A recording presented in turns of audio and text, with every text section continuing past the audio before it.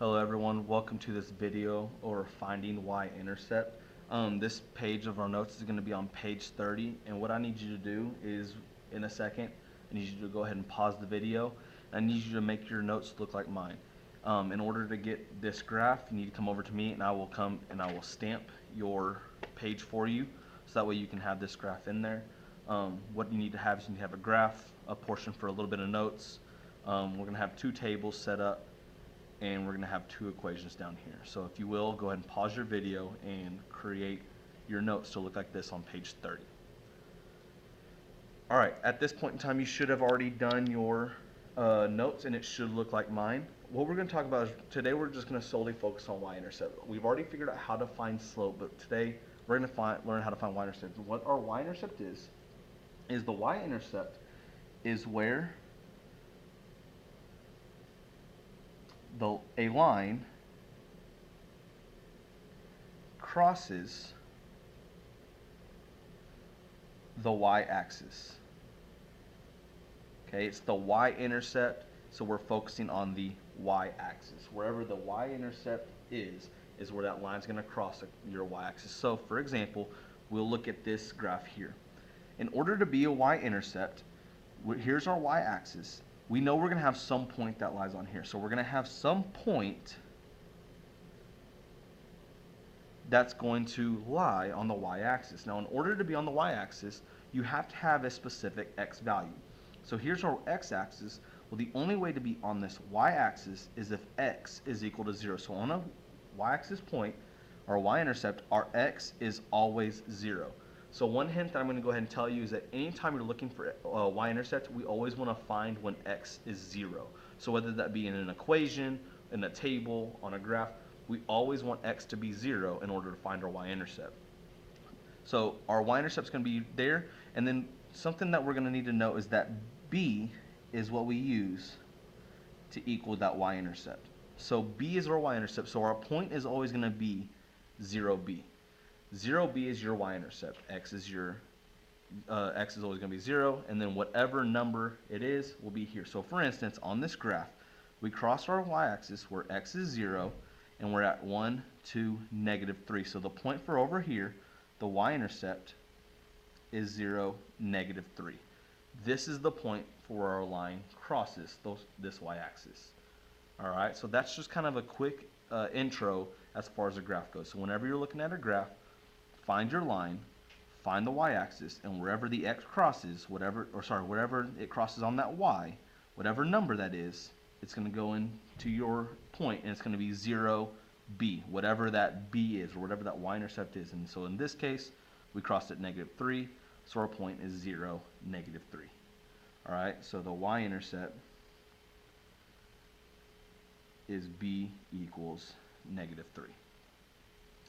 Alright. So, going and looking at a table, alright, usually what we'll do is there's a ways to go about, but I want you to look at this table. We need to focus and see what is the value we want to find. Alright, so we always want to start off by finding x equal to 0. Alright, is x equal to 0 on any of our table? Well, matter of fact, it's 0 right here.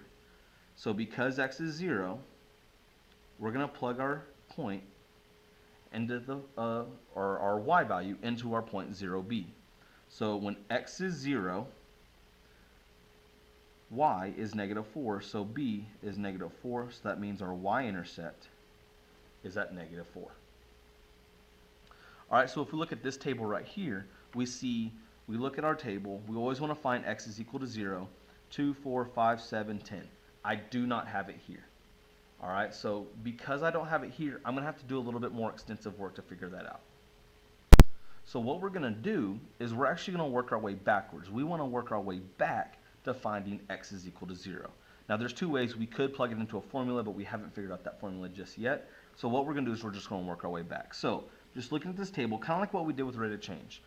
Our x's go up by 2 here. When x goes up by 2, our y goes up by 8. Our x's go up by 3 here. So when our x's go up by 3, our y goes up by 4. When our I'm going to go ahead and erase that. We didn't go up by 3. We went up by 1. So from 4 to 5, we went up plus 1. From 18 to 22, we went up plus 4. All right, so from 5 to 7 is plus 2. 22 to 30, that's plus 8. 7 to 10, that's plus 3. 30 to 42, that's plus 12. So I know this doesn't look constant here, but if we were to do our rate of change, we put our y over our x, 8 over 2, that's going to be 4. 4 over 1, that's 4. 8 over 2, that's 4. 12 over 3, that's 4. So this is a constant rate of change, but that's not what we're looking at. We're looking for when x is 0 so we can find our y-intercept. So because we've worked our way this way, now we want to work our way back. So in order to go from 2 to 0, we have to subtract 2. Subtracting 2 is going to take me down to 0. Now because I notice here that I have a plus 2, when I add 2, I add 8. So because I subtracted 2, I'm going to subtract 8, which is going to give me 10 minus 8, which is 2. Because I have 0 is at my x, y is my 2, my point is 0b, so my point is 0, 2. Therefore, my y-intercept is at positive 2. Alright, so now that we've found our y-intercept from our table, let's focus on our equations. Now, we still haven't quite gotten there, but we did mention in our last video that since we're talking about linear equations and non-proportional linear equations, that our equations are going to be written y equals mx plus b. Alright, looking here, we know that x and y are going to be our x and y values, so any points that lie within our line or our graph. Our m, we've learned, is slope, and then right here is that b. B is what we determined as the y-intercept. Alright, so just kind of give you a point, when we did y equals kx in regards to proportional relationships and direct variation, remember I said this is the same thing as y equals kx plus 0 or y equals mx plus 0. They're all the exact same thing. Our y-intercept has been 0. That's why our graphs are proportional, because they go through the origin at 0, 0. Alright, but right now we're focusing on this one, y equals 7x plus 4. So the easy thing to do is we want to look and find, alright, where is my b? Well, because this is y equals mx plus b, we know that our slope is 7. We know that b is a positive 4. 4 is our y-intercept. So if it's written already in slope-intercept form, we can find our b. Now, another way we could have solved this is we said that a y-intercept is x is always equal to 0. So if I said y equals 7 and placed a 0 in for that x, and then I would just solve for y. So I'd have y equals 7 times 0 is 0, 0 plus 4, y equals 4. So when x is 0, y is 4, that gives us that y-intercept of 4 as well. Alright, so going over here, there's two ways we can do this.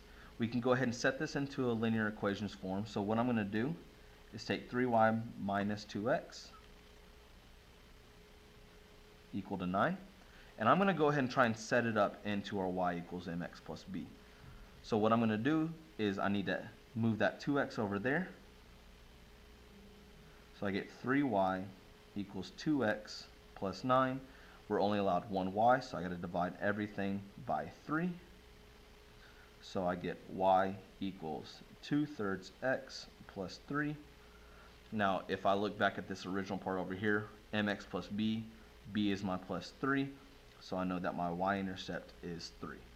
But if we didn't know how to do that, one way we could do it is, like I said, go ahead and plug in. We know y-intercept is when x is 0.